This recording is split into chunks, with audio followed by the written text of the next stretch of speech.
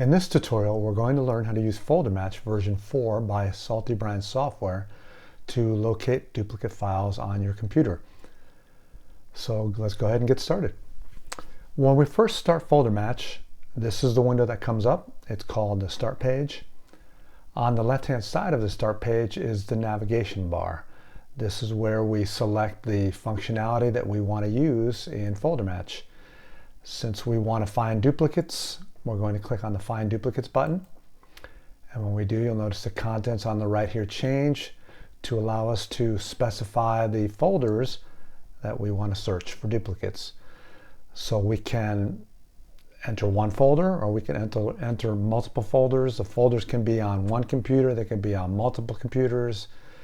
Really, there's no constraint there other than you need to have at least one folder, and you need to be able to access those other folders. Let's say using just Windows Explorer. If you can see the contents of those folders using Windows Explorer, then you can search for duplicates in them using FolderMatch as well. All right, so now at this window, we have to tell FolderMatch the folders we want it to search. We do that by means of this folder selection area here, the dotted rectangle on the left. We can either drag folders in, as this says, or we can use this click here link. So let me demonstrate each of those. I'm going to drag in a folder from Windows Explorer. And when I do that, you'll notice that the folder path is listed here in a folders list. I can also click the click here link. That'll bring up a browse for folders dialog, and that also will allow me to select a folder, and then that folder is added to the folders list. And so on and on, I could add as many folders as I wanted to this list. Now, not every folder in this list is going to be searched for duplicates. You notice that there are check marks on the left-hand side of each folder path. Only the folders that are check marked are going to be searched. So I can remove the check mark from desktop, for example, and now only the documents folder will be searched. Notice also over here that on the right-hand side we've got this red X. If we click on that, that will remove the folder from the list. I'll demonstrate that if we want. Okay, so now we've got a folder path. It's the My Documents folder. And we can search for that right now by clicking on the Ready button if we wanted to. Optionally, we can tweak the options that we're using to make sure that we get exactly what we want to get here. So let's click on options and take a brief look at some of the choices available to us. I don't want to get too much in depth in here because the point of this tutorial is not to go over every option available to us. We'll just kind of quickly glance through the options here. So going from top down in the search options, these are the search options over here.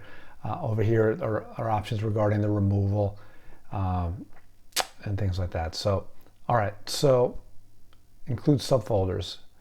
We can, two choices, yes or no. Do we want the search to go within the subfolders of the documents folder we're searching? Yes, we do. So I'm going to select that.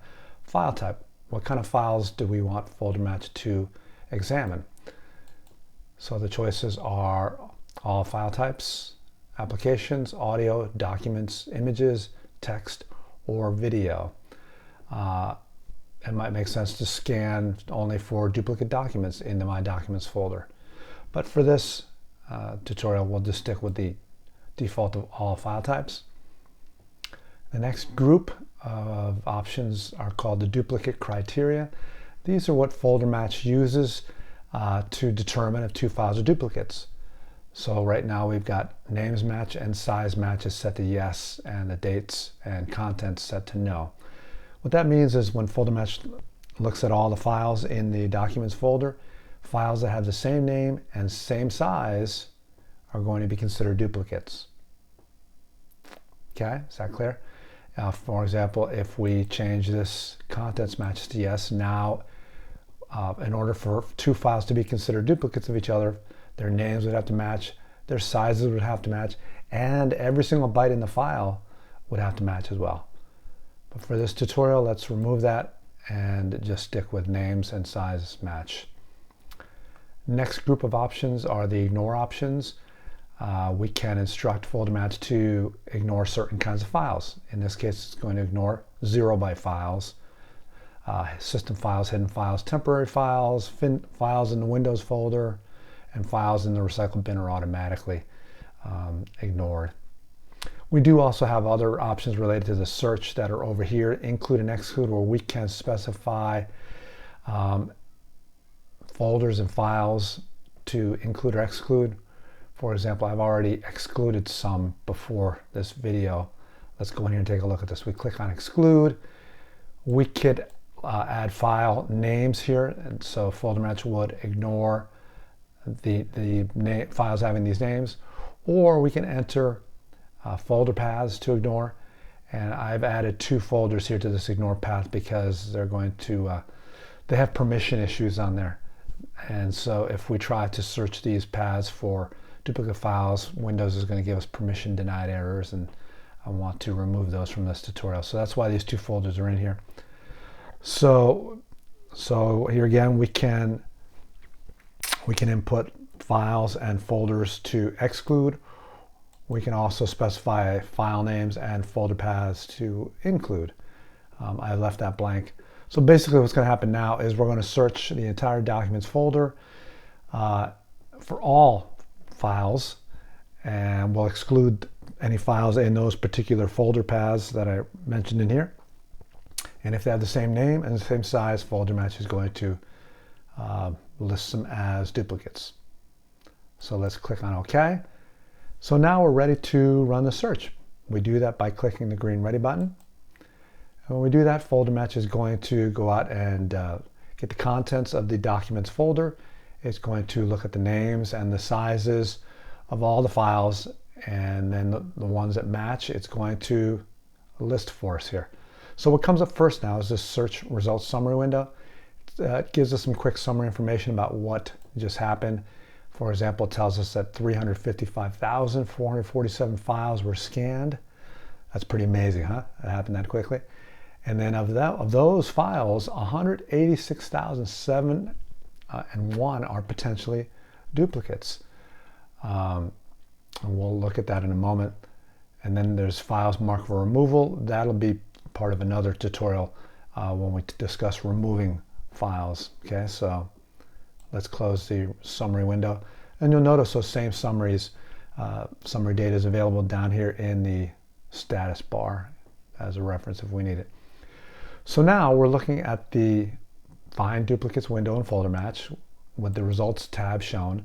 Notice, just as a quick little tangent, if we click on the Search tab, we can go back in here and we can alter the search parameters. We can change the folders that are going to be searched. We can change our search options and include and exclude. So if we want to tweak things, we could do that. But let's go back to the Results tab, which is where we're taken automatically at the conclusion of a search. And on the top here, we have all the groups of duplicates. So the duplicates are grouped together by like file names. And so what this says, for example, is that there are 2 copies of files called 0.oco that have the same name and same size, and they are consuming a total of 6 kilobytes on the hard disk. When I click on one of the file names in this groups window, the details window is filled with all the files in that group. So here, since there are 2 files in the group, the 2 files are listed here. We can see what exactly they reside. We can see their dates, we see their sizes. We can right click and get other options. For some reason my right click mouse button here is not working. Oh, there it is. I can see the properties of the file. I can open the file in its location. I can view the file using the default associated application for it.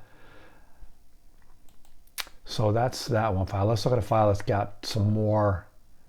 Let's look at a group that's got some more occurrences in it. For example, this 101.ico file, it's an icon file. There are 49 files having this name within the documents tree. Let's expand this window so we see a little bit more here.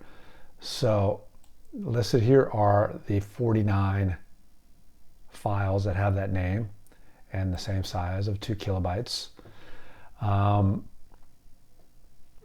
So I think that that's all we want to discuss now, because this tutorial is just about how to find duplicates. Really, the next things we're going to want to do is how to remove the duplicates. And that's really a two-part process that involves marking which files you want to remove. And as you can see here, I'll give you a quick sneak peek of what's going to be happening in the next video. You'll notice files here are a light red background and also have check marks checked. Those files are marked right now. And if we click on removed marked files, all files that are marked in that way are going to be removed. And you'll notice one file here is not marked. That's because that's the newest of all the files here. And so what FolderMatch has done for us is it's marked all the older versions and kept the newer version. It's done this for all the files in all the groups. So if we pick any other group, for example, let's pick this one, the README text, you'll notice all but one of the files is marked. And so if we choose to remove using this button or this button, all the selected files are going to be removed and one will be retained. Now that's a default behavior which we can change. We have options, and actually right now we can override all that by telling FolderMatch exactly which files we want to mark, which files we want to keep, which ones we want to remove, exactly how we want to remove them. Do we want to delete them? Do we want to move them somewhere else? But that's going to be discussed in the how to remove files tutorial. So that was just kind of a sneak peek of where we're going. And so with that, we'll end this tutorial. Hopefully you found it helpful. Until next time, bye-bye.